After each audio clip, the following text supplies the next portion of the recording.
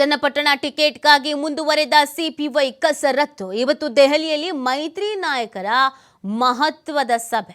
ಬಿಜೆಪಿಯಿಂದ ಟಿಕೆಟ್ ಆಕಾಂಕ್ಷಿಯಾಗಿರುವಂತ ಯೋಗೇಶ್ವರ್ ಮೈತ್ರಿ ಅಭ್ಯರ್ಥಿಯಾಗಿ ಟಿಕೆಟ್ ಅನ್ನು ಪಡೆಯುವುದಕ್ಕೆ ಕಸರತ್ತನ್ನ ಮಾಡ್ತಾನೆ ಇದ್ದಾರೆ.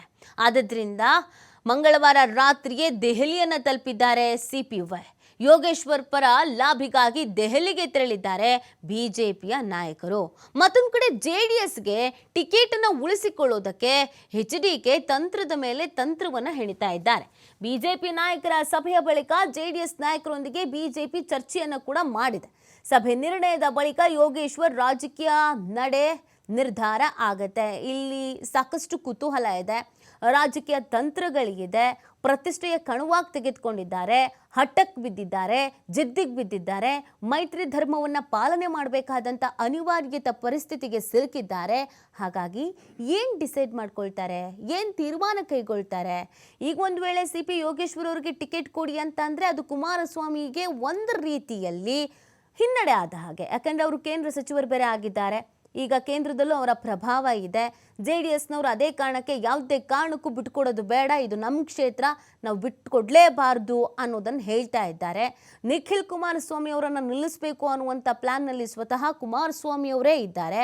ಮಗನಿಗೊಂದು ರಾಜಕೀಯ ಭವಿಷ್ಯವನ್ನು ಗಟ್ಟಿ ಮಾಡಬೇಕು, ಮಗನಿಗೊಂದು ಅವಕಾಶವನ್ನು ಕಲ್ಪಿಸ್ಕೊಡ್ಬೇಕು, ನಾನು ಕೇಂದ್ರ ಸಚಿವ ಆಗಿರುವಂಥ ಈ ಸಂದರ್ಭದಲ್ಲೇ, ಮೈತ್ರಿ ಧರ್ಮವನ್ನು ಪಾಲನೆ ಮಾಡ್ತಾ ಇರೋ ಈ ಸಂದರ್ಭದಲ್ಲೇ ಮಗನನ್ನು ಅಖಾಡಕ್ಕೆ ಇಳಿಸ್ಬಿಡೋಣ, ಮಗನಿಗೊಂದು ವ್ಯವಸ್ಥೆ ಮಾಡಿಕೊಟ್ಬಿಡೋಣ ಅನ್ನೋದು ಕುಮಾರಸ್ವಾಮಿ ಅವರ ಲೆಕ್ಕ. ಕಾರಣ ನಿಖಿಲ್ ಕುಮಾರಸ್ವಾಮಿ ಅವರು ಎರಡೆರಡು ಬಾರಿ ಸೋತಿದ್ದಾರೆ.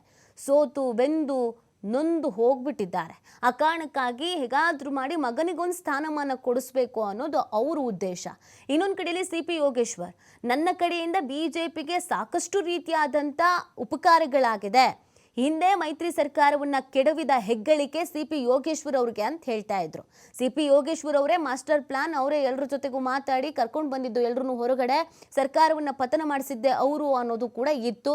ಅವರಿಗೆ ಸಚಿವ ಸ್ಥಾನ ಕೊಡಬೇಕು, ಅವ್ರಿಗೆ ಉನ್ನತ ಸ್ಥಾನ ಕೊಡಬೇಕು ಅನ್ನೋದು ಕೂಡ ಇತ್ತು. ಸೊ ಹಾಗಾಗಿ ನಾನು ಬಿಜೆಪಿಗಾಗಿ ಇಷ್ಟೆಲ್ಲ ಮಾಡಿದ್ದೀನಿ ಅಂದಮೇಲೆ ನಾನೀಗ ಟಿಕೆಟ್ ಕೇಳ್ತಾ ಇದ್ದೀನಿ, ಟಿಕೆಟ್ ಕೊಡಲೇಬೇಕು ಅಂತ ಅವರು ಕೂಡ ಕೇಳ್ತಾ ಇದ್ದಾರೆ.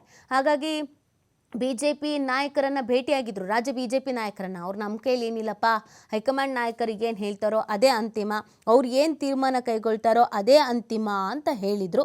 ಈಗ ಆಲ್ರೆಡಿ ಹೈಕಮಾಂಡ್ ಬಳಿ ಹೋಗಿದ್ದಾರೆ, ಮಾತಾಡ್ತಾ ಇದ್ದಾರೆ.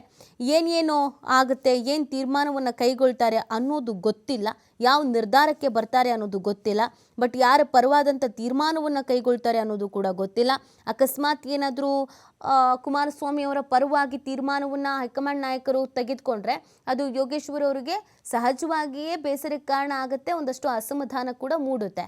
ಆ ನಂತರ ಸಿ ಪಿ ಯೋಗೇಶ್ವರ್ ಏನು ನಿರ್ಧಾರ ತೆಗೆದುಕೊಳ್ತಾರೆ, ಪಕ್ಷದಲ್ಲೇ ಉಳಿಯುವ ನಿರ್ಧಾರ ತೆಗೆದುಕೊಳ್ತಾರಾ ಅಥವಾ ನಾನು ಏಕಾಂಗಿಯಾಗಿ ಹೋರಾಟ ಮಾಡ್ತೀನಿ ಅನ್ನುವಂಥ ನಿರ್ಧಾರಕ್ಕೆ ಬರ್ತಾರಾ ನೋಡಬೇಕು. ಈ ಬಗ್ಗೆ ಮತ್ತಷ್ಟು ಮಾಹಿತಿಯನ್ನು ನೀಡ್ತಾರೆ ನಮ್ಮ ಪ್ರತಿನಿಧಿ ರಾಕೇಶ್.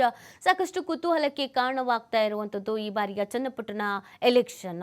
ಎರಡೂ ಕಡೆಯಿಂದ ಲಾಭಿ ನಡೀತಾ ಇದೆ, ತಂತ್ರದ ಮೇಲೆ ತಂತ್ರ ಆಗ್ತಾ ಇದೆ. ಇವತ್ತಿನ ಬೆಳವಣಿಗೆಗಳು ಏನೇನಿದೆ ಅಂತ ನೀತಿ ಚನ್ನಪಟ್ಟಣ ಉಪಚುನಾವಣೆ ಸಂಬಂಧಪಟ್ಟ ಹಾಗೆ ಮೈತ್ರಿ ಪಕ್ಷದ ಅಭ್ಯರ್ಥಿ ಆಗಬೇಕು ಅನ್ನುವಂತಹ ನಿರೀಕ್ಷೆ ಇಟ್ಟುಕೊಂಡು ವಿಧಾನ ಪರಿಷತ್ ಸದಸ್ಯರಾಗಿರುವಂತಹ ಯೋಗೇಶ್ವರ್ ಅವರು ತಮ್ಮ ಕಸರತ್ತನ್ನ ಮುಂದುವರೆಸಿದ್ದಾರೆ. ಮಂಗಳವಾರ ರಾತ್ರಿಯೇ ದೆಹಲಿ ತಲುಪಿರುವಂತಹ ಅವರು ಪಕ್ಷದ ಪ್ರಮುಖರ ಜೊತೆ ಈ ಸಂಬಂಧ ಮಾತುಕತೆಯನ್ನು ಮಾಡಲಿದ್ದಾರೆ. ಇವತ್ತು ಅವರಿಗೆ ರಾಜ್ಯ ಬಿಜೆಪಿಯ ಪ್ರಮುಖ ನಾಯಕರುಗಳ ಸಹಯೋಗ ಕೂಡ ದೊರಕಲಿದೆ. ಮಾಜಿ ಸಿಎಂ ಆದಂತಹ ಬಸವರಾಜ ಬೊಮ್ಮಾಯಿ, ಆರ್ ಅಶೋಕ್ ಅವರು, ಸಿ ಟಿ ರವಿ ಸೇರಿದಂತೆ ಇತರ ಕೆಲವು ನಾಯಕರು ಇಂದು ಸಂಜೆ ವೇಳೆಗೆ ಅವರು ಕೂಡ ದೆಹಲಿಗೆ ತೆರಳಿ ಅವರ ಪರ ವಕಾಲತ್ತು ವಹಿಸಲಿದ್ದಾರೆ. ಅಶ್ವಥ್ ನಾರಾಯಣ ಅವರು ಈ ವಿಚಾರವಾಗಿ ನಿನ್ನೆ ಮಾಹಿತಿಯನ್ನು ಕೊಟ್ಟಿದ್ರು. ಚನ್ನಪಟ್ಟಣ ಉಪಚುನಾವಣೆ ಮೈತ್ರಿ ಪಕ್ಷಗಳ ಪಾಲಿಗೆ ಬಹಳ ಮಹತ್ವದ್ದಾಗಿದೆ. ಜೊತೆಗೆ ಈ ವಿಚಾರಕ್ಕೆ ಸಂಬಂಧಪಟ್ಟ ಹಾಗೆ ಮೈತ್ರಿ ಪಕ್ಷದಲ್ಲಿ ಯಾವುದೇ ರೀತಿಯಾದಂತಹ ಗೊಂದಲಗಳಾಗದ ರೀತಿಯಲ್ಲಿ ಚುನಾವಣೆಯನ್ನು ನಡೆಸಿಕೊಂಡು ಅಭ್ಯರ್ಥಿ ಆಯ್ಕೆಯನ್ನ ಮಾಡಬೇಕು ಅನ್ನುವಂಥ ನಿರ್ಧಾರವನ್ನು ಮಾಡಲಾಗಿದೆ. ಇದಕ್ಕಾಗಿ ಕಳೆದ ಬಾರಿ ದೆಹಲಿಗೆ ತೆರಳಿದಂತ ಸಂದರ್ಭದಲ್ಲಿ ಯೋಗೇಶ್ವರ್ ಅವರಿಗೆ ಪಕ್ಷದ ಪ್ರಮುಖರು ಒಂದು ವಿಚಾರವನ್ನು ತಿಳಿಸಿದ್ರು. ಜೆಡಿಎಸ್ ನಾಯಕರ ಜೊತೆ ಮಾತುಕತೆಯನ್ನು ಮಾಡಿ ಟಿಕೆಟ್ ಅನ್ನು ಅಂತಿಮಗೊಳಿಸ್ತೇವೆ ಅನ್ನುವಂಥದ್ದನ್ನು ಹೇಳಿದ್ರು.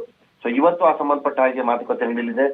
ಜೆಡಿಎಸ್ ನಾಯಕರ ಜೊತೆ ಮಾತುಕತೆ ನಡೆಯುವುದಕ್ಕಿಂತ ಮೊದಲು ಬಿಜೆಪಿ ನಾಯಕರು ತಮ್ಮ ಅಭ್ಯರ್ಥಿ ಯೋಗೇಶ್ವರ್ ಅವರ ಪರವಾಗಿ ಹಿರಿಯರಿಗೆ ಮನವರಿಕೆ ಮಾಡಿಕೊಂಡಿದ್ದಾರೆ. ಚನ್ನಪಟ್ಟಣದಲ್ಲಿ ಅವರಿಗೆ ಟಿಕೆಟ್ ಅನ್ನು ಯಾಕೆ ಕೊಡಬೇಕು ಅನ್ನುವಂಥ ವಿಚಾರದಲ್ಲಿ ಸ್ಪಷ್ಟೀಕರಣವನ್ನ ಕೊಟ್ಟು ಅದರಿಂದ ಪಕ್ಷಕ್ಕಾಗುವ ಲಾಭ ನಷ್ಟಗಳ ಬಗ್ಗೆ ಮಾಹಿತಿಯನ್ನು ಕೂಡ ಕೊಟ್ಟಿದ್ದಾರೆ.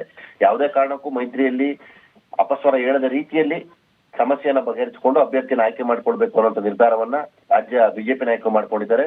ಆದ್ರೆ ಇಲ್ಲಿನ ನಿರ್ಧಾರವನ್ನ ನೋಡಿ ಯೋಗೇಶ್ವರ್ ಅವರು ತಮ್ಮ ಮುಂದಿನ ರಾಜಕೀಯ ನಡೆಯನ್ನು ನಿರ್ಧರಿಸುವಂತ ಸಾಧ್ಯತೆಗಳು ಕೂಡ ಇದೆ.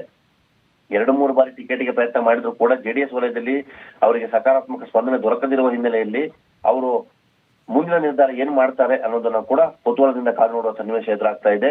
ಇವತ್ತು ಅಥವಾ ನಾಳೆ ಈ ವಿಚಾರಕ್ಕೆ ಸಂಬಂಧಪಟ್ಟ ಹಾಗೆ ಸ್ಪಷ್ಟೀಕರಣ ದೊರಕಬಹುದು ಅನ್ನೋದು ನಿರೀಕ್ಷೆಯನ್ನ ಮಾಡಲಾಗ್ತಿದೆ.